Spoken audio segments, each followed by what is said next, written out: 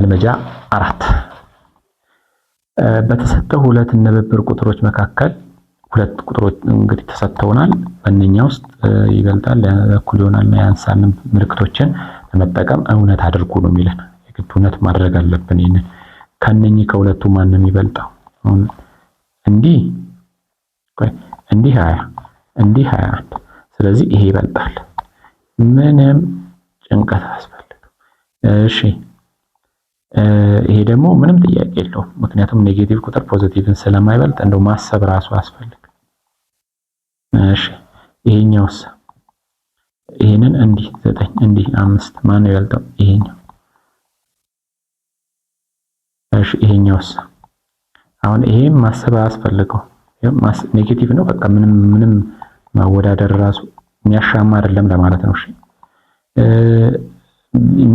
እኛ በጣም ኬርፉሊ የምንሰራው መች ነው መሰላችሁ? ቁጥሮቹ ተቀራራቢ ሊሆኑ ይችላሉ ብለን ስናስብና የሆነ ቴክኒክ የሚያስፈልገው ከሆነ በአይን በቀላሉ መለየት የማንችል አይነት ነገር ከሆነ ነው በደንብ የምንሰራው እንጂ ቀለል ያለ ሐሳብ ከሆነ በቀላሉ መስራት እንችላለን። እሺ እዚህ ጋር ይሄኛው 20 ይሄ 15 ይሄኛው ደግሞ 16 ስለዚህ ይሄ ይበልጣል።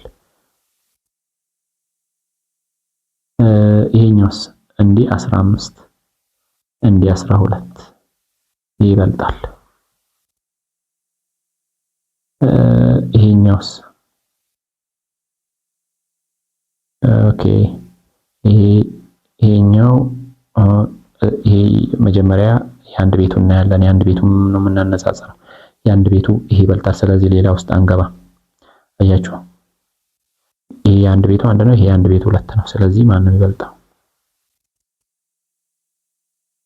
ይሄኛውስ? አሁን እንዲህ ከሆነ የግድ ወደ አንድ መልክ መቀየር አለብን። ወይ ይሄንን ሁለት መንገድ ነው ያለው። ይሄን 3/4ኛን ወደ አስርዮሽ እንቀይራለን፣ ወይ ደግሞ አስርዮሹን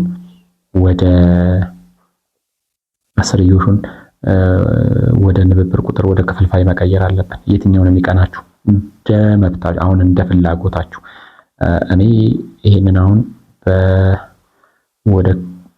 ወደ አስርዮሽ ይሻለኛል። 3/4ኛ በ2.5 በ2.5 ከዛ 7.5 ይሆናል። ይሄ ደግሞ 10 ይሆናል። ስለዚህ ይሄ 0.75 ይሆናል።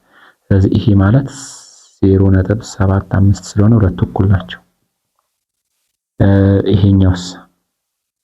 ይሄ 28 ነው። ይሄስ 30 ነው። ስለዚህ ይሄ ትልቅ ይሄኛው ነው።